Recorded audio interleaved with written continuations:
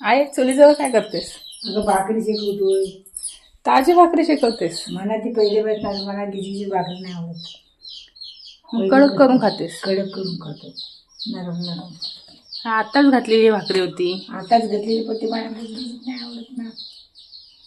आणि आपली YouTube family म्हणते आईला नरम भाकरी द्या. ना पण ती मला पहिले बसणार गरम कडकडीत भाकरी करून खायची सवय. बघा मंडळी, मी आता ती देते नरम नरम, पण ते मला नाही खावत नाही.